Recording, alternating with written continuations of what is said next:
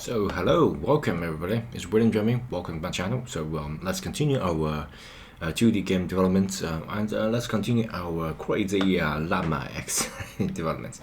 Right. So yeah. So let's wait for the project to start. So if you're new here, this channel is all about game development, about app development, about incorporation of artificial intelligence, and you're watching a series of videos about the introduction of game development, and we are on our Crazy Llama X project. So everything you see, the llama here, the coyote here, was generated by artificial intelligence, and I did that a little bit. And I just wanted to quickly generate the game assets for demonstration purpose only. And then I got enough time. I also got another channel called Digital Art, Learn Digital Art, and I'm going to create the game assets and replace it, or maybe create a completely new game according to the logic. So yeah, it will be a great fun. And let's continue our coding. So we already got this the coyote, the enemy X, automatically generated and follow the certain path right here. My computer is not a high spec, so you might encounter some stuck like this, but once it's loaded, it will be okay. So the coyote will get a first wave attack, and of course your llama can avoid this attack. It doesn't matter, but it seems really easy at first, but if I got the multiple coyote, it might be really hard. Yeah, let's go to do it. Let's go to do it. So we got enemy configuration, and we're going to do is to add the enemy's prefab inside, and remember we got past prefab, and what I'm going to do is to add a enemy's prefab, so I can say generate multiple enemies on the same path. So I can say a list of enemy, and this list of enemy come to shoot at us, or come to running at us, and we have to spit it out. So we're a llama, right? So we can spit. So essentially the path will be the same. Okay, of course I'm going to generate multiple paths, but right now let's just assume the path is the same, and instead of just using one enemy for that, I'm going to have a list of game objects and pass in a certain enemy prefab, and based on that enemy prefab, generate multiple enemies. So what I'm going to do is to find my computer is scanning for it to be indexed, so I'm going to pause it here to save you guys a little bit of time. Right, after wait for a few seconds, we can type in. Of course, I'm going to pass a serialized field, and so basically serialized field is just give a sort of input that you can pass in info, okay?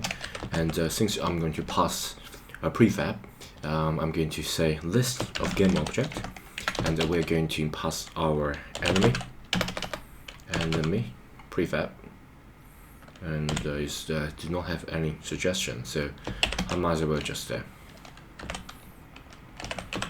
type in myself. Right, so once you got this enemy prefab, you don't need to be private right now, since the project is simple enough.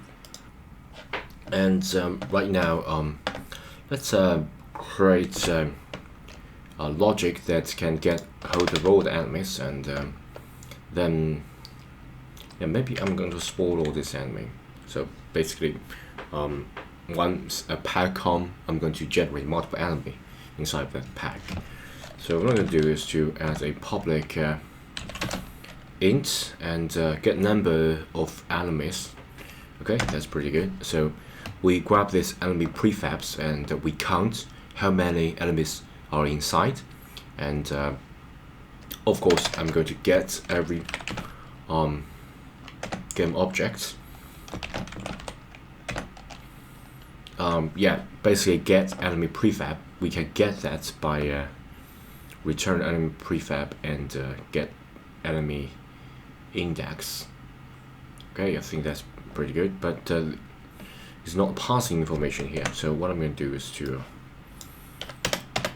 just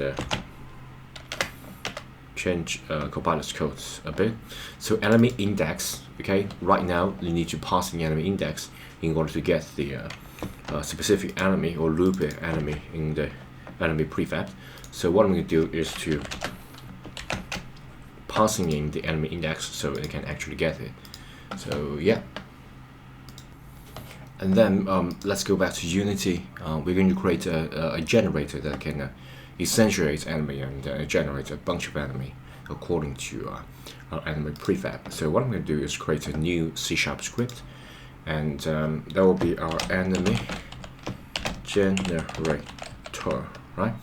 Enemy generator, and that will be a mono behavior, which means that we're going to use that to call a instantiate, and then we can instantiate the enemy, and then say later destroy it. Okay, so yep, let's open it. So if you open that, we go start, and we get the update. Right now we don't need update, just to add things inside the start will be fine. So basically I'm going to get the configuration of the enemy. So I'm going to use a Zeros field to get hold of our enemy configuration scriptable object, and I'm going to get the current enemy. Okay, I think the current pack. Okay, once you got the current pack, you can do something about it. Okay, so let's create the start, and I am going to get, since it's the enemy generator, I'm going to generate enemy. So generate enemy,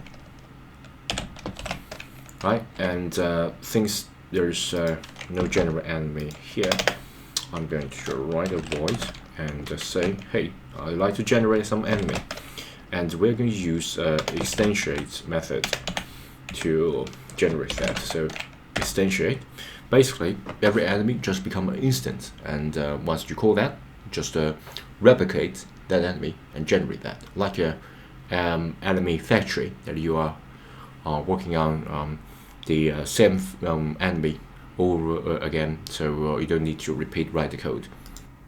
And in the instantiate, we need to pass in a lot of info, and so we get this vector 3 position, original position, vector 3 position, and quantum. Quantum is just a rotation, right? And let's pass in. So remember, we got the current pack here, so let's get the current pack, and I think the current pack will have a get our enemy prefab. Okay, and the prefab we got an index passing in, and I think we just write that enemy index, and the pack will be, say, starting from pack 0, and then we can get the current pack. Let's just copy that, and there will be a I think a position. Okay, so I can get the starting waypoint.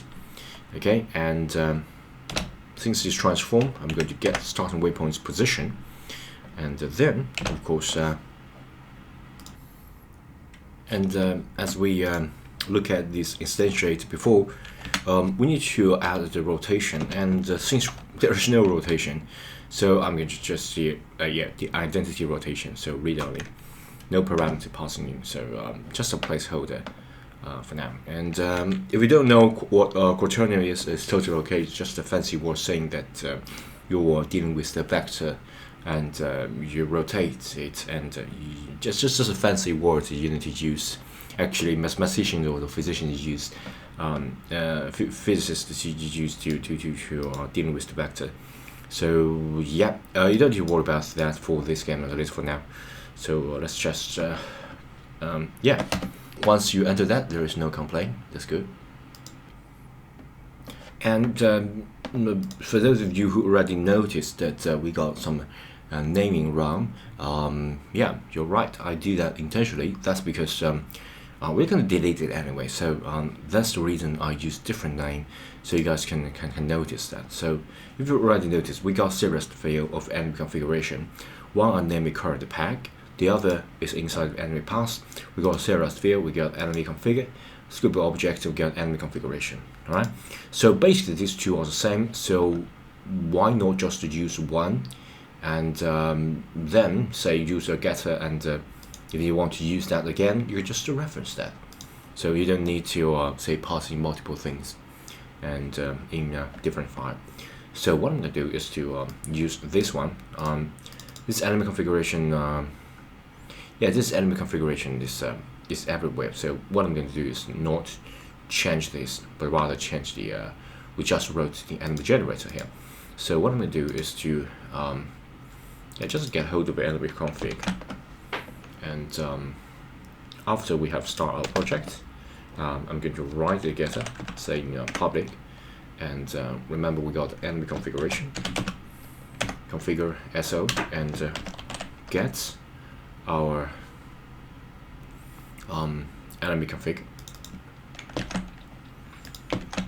Right, let me just camel facing get enemy config. Okay, and then I'm going to just return the info.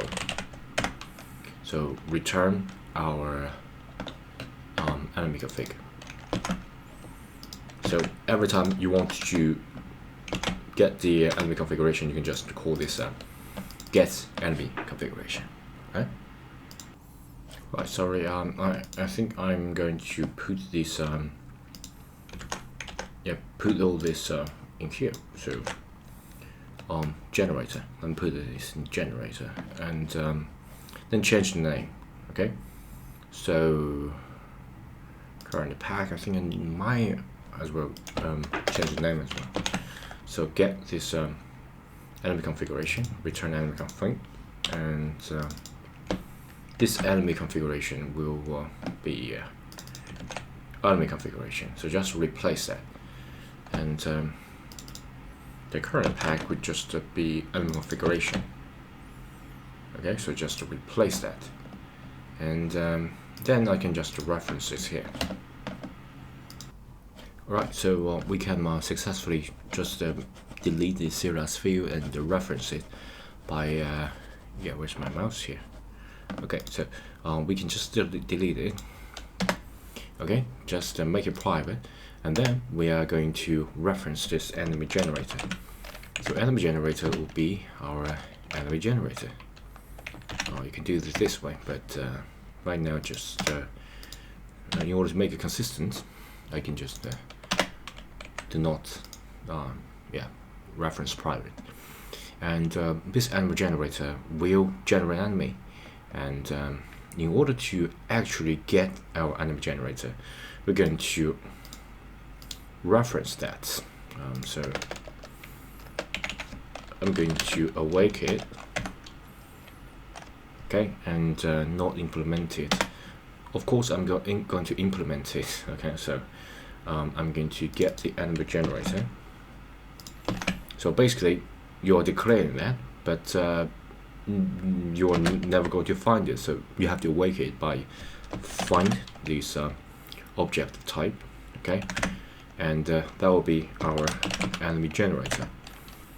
Okay, so thus you will be able to find it, and once you find it, you can then use this enemy generator by say, for example, the start of this code, or you can get this enemy configuration, okay, and this enemy configuration will be our enemy generator when you actually find that the enemy generator in here, okay, and to enemy generator and dot, we have get the enemy configuration inside of the enemy generator, because we already written a getter for that, so we can get the information here.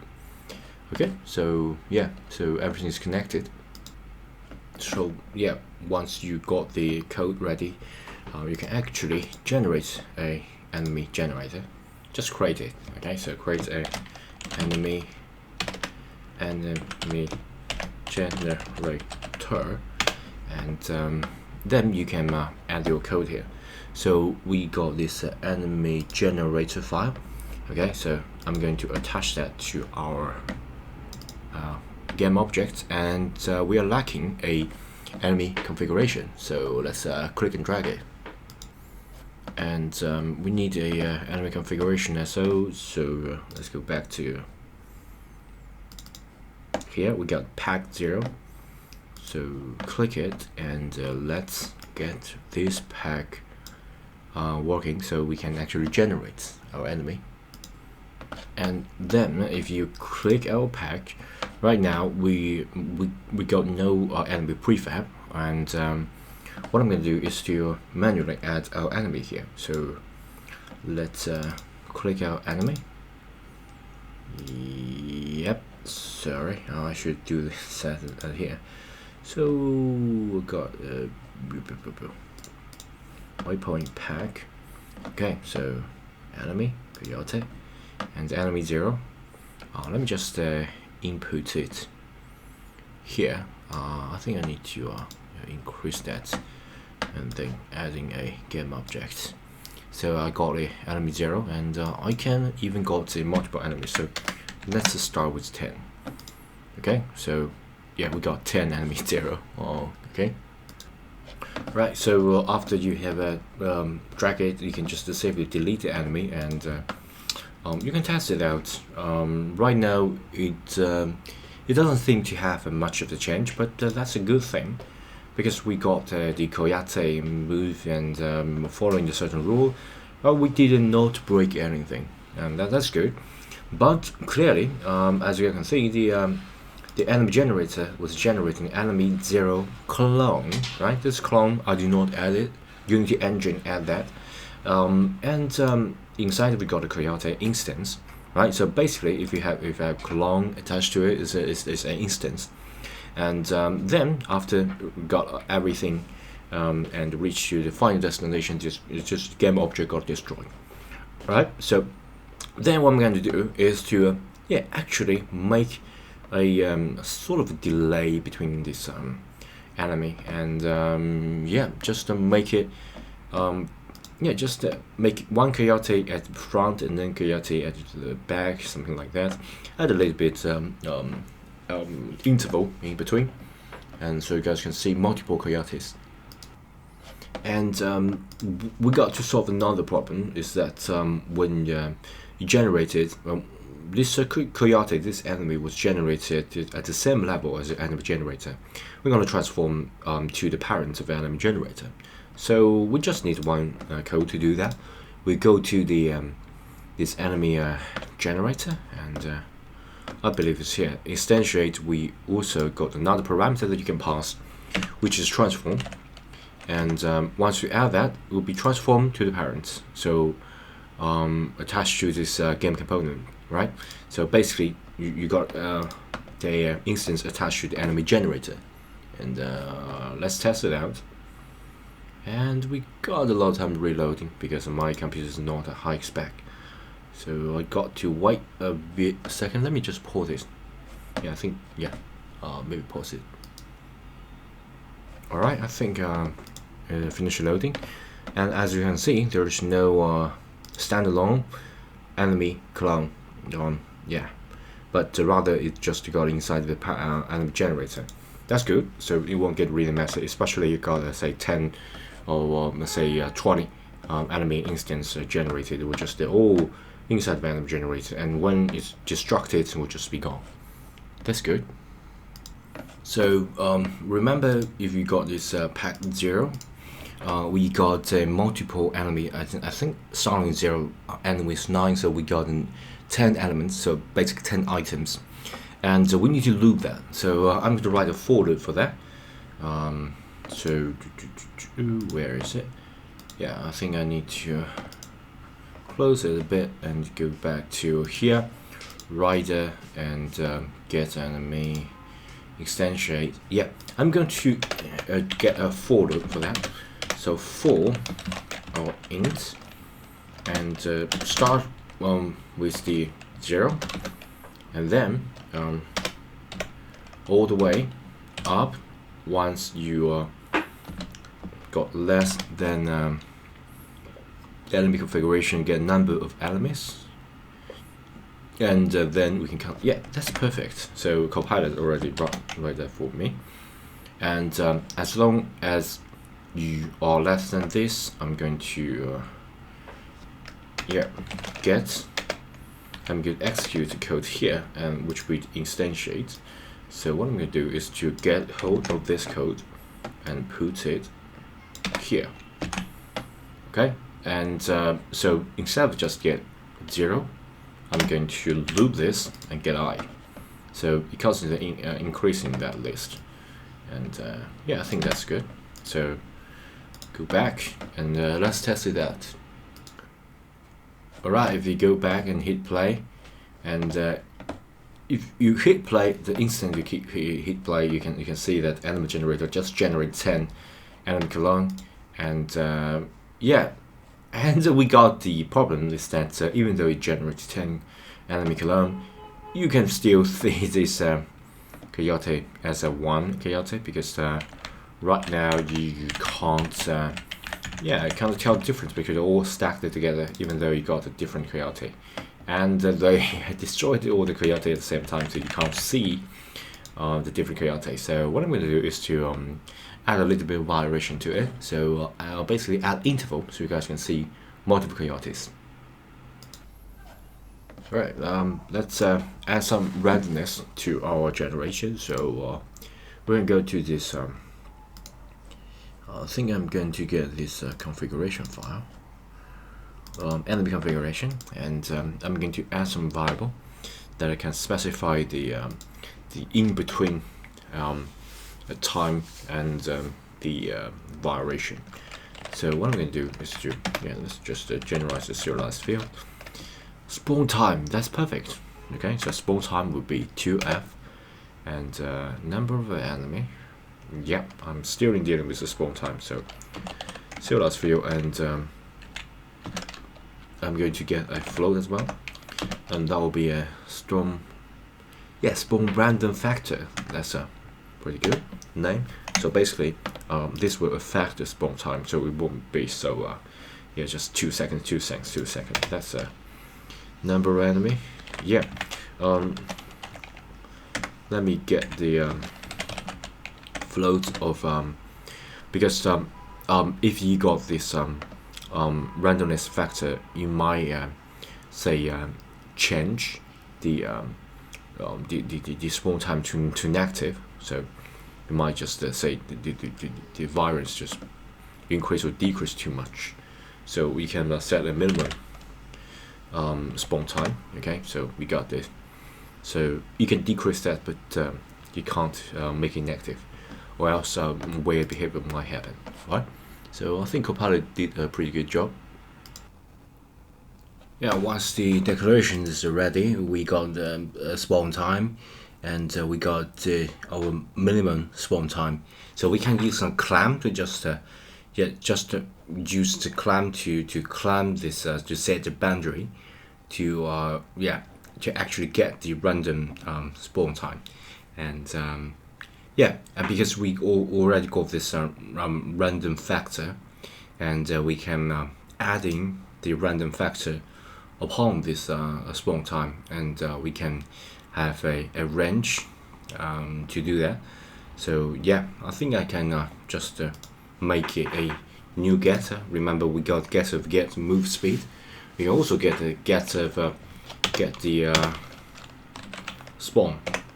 So I'm going to get our spawn time, and spawn time will return a spawn time. That's definitely not the case, because we are going to make a little bit of randomness to it.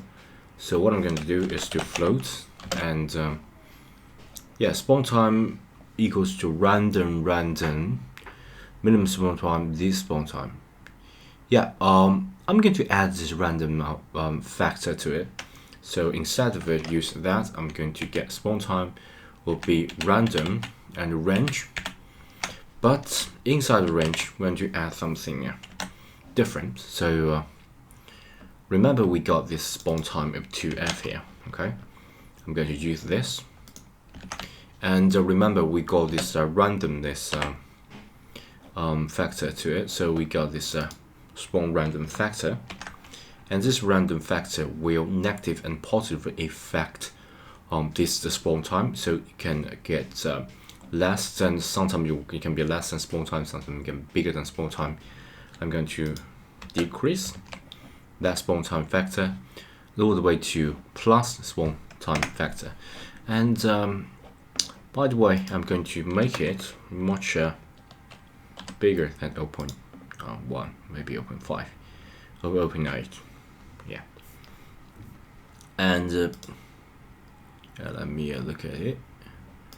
What's the matter? Context action initialize spawn time. I already got this spawn time. Maybe I spelled that wrong. Spawn time. Yeah, I think I got this spelling correct. Yep. Yeah, I might use the same name for that. So instead of using this spawn time, I'm going to say this will be a the random spawn time, maybe. So random spawn time, but we got variance. Yeah, let me check the naming. Alright, so I used the spawn time multiple times, so I think I'm going to change the spawn time, because that's not the actual spawn time, but rather it's like a spawn interval. So I'm going to say interval. Okay, so just completely change the spawn interval name, and so it won't get the same name. So then we got the spawn time. Okay, and since I got this random spawn time, I can use this getter to return it. But we also got a we got this minimum time. We can use if it's less than minimum spawn time, it will just be the minimum spawn time. That's pretty good. So yeah, so then you return that minimum spawn time, or some random here. So yeah, I think that logic is good, so I'm going to leave it. Alright, so once we got this random time ready, okay, we can use the scatter to get our spawn time. Okay, so yeah, so let's reference it here. Remember we got the generate enemy, and we just using a for loop, a bunch generating that. We would like to add a delay, and in order to add a delay, I'm going to use a new thing called enumerator. We use that a lot, especially if you got want to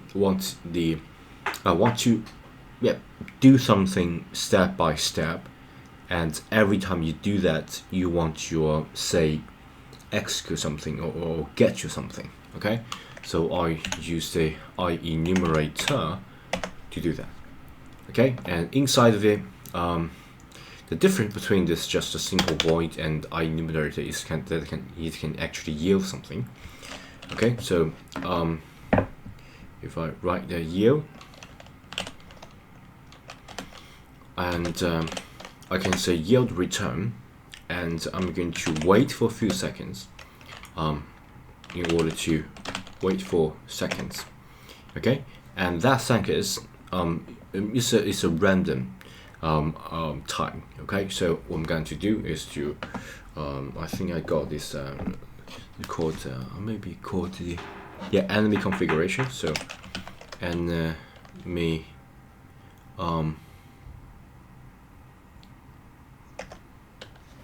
enemy generator, I think it's called.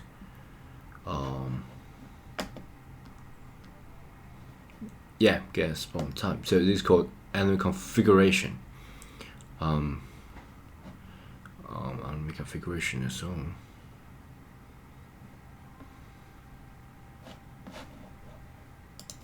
So yeah, so we should get the enemy configuration and configuration and dot to access our getter. So get move speed, get number of enemies.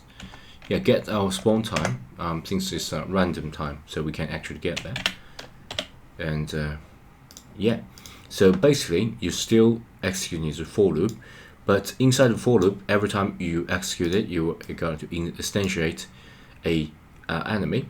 But after instantiated, you need to wait a few seconds, and these seconds will be set by this enemy configuration scribble object. So we can use the getter to get that, but this time the time is random. So we got base time will be a spawn interval, and we add the minus the random factor to give you a certain range, and but we need to consider the minus situation. So if it's less than a certain minimum amount, you will get you just set that to minimum amount and return that. Since it's a getter method, you're going to get this data and pass it here. So you're going to wait for that specific time. And remember, it's no longer a function, but rather an I enumerator. So the method that you're going to call it is different. So you look at here, you will find an error. Return value for the method not used. Coroutine will not continue if the return value is ignored.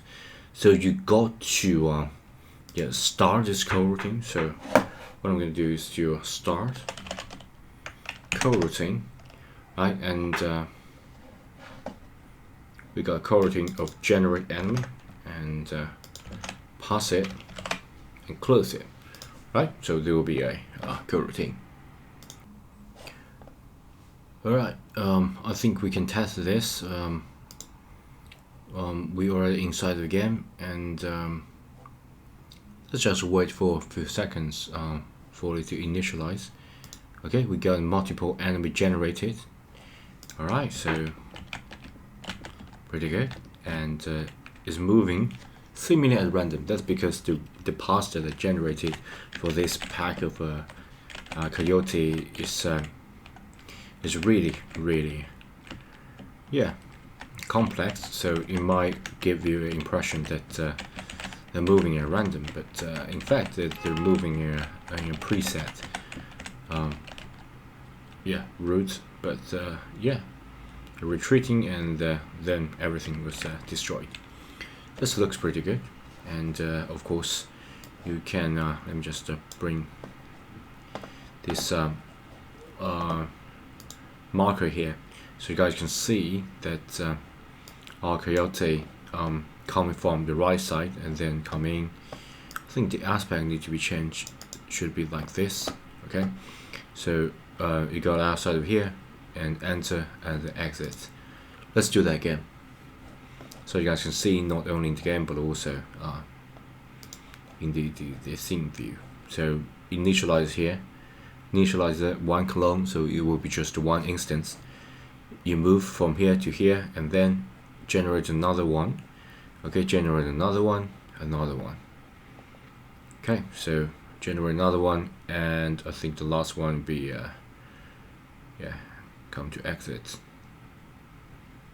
Okay, I think that looks pretty good, and the pack is really aggressive because they got two wave attack and multiple enemy attacking at the same time. Okay, everyone wants to take a bite with our llama. Okay, but our llama can move at a very quick speed, and we can splitting. So yeah, I think that's already pretty long. We got nearly 30 minutes, 40 minutes I think. So don't forget to subscribe to my channel, and I'm going to stop here. And in the next video, we're going to maybe add some, spitting functionality, and maybe give our llama a health bar, so we can actually take damage. And yeah, I already think of a lot of features that we can add to our game, so I'm pretty excited. So I will see you in the next video. Don't forget, the most important thing right now for me is for you to subscribe to my channel so I can reach the monetization goal. And yeah, I will see you in the next video. Bye.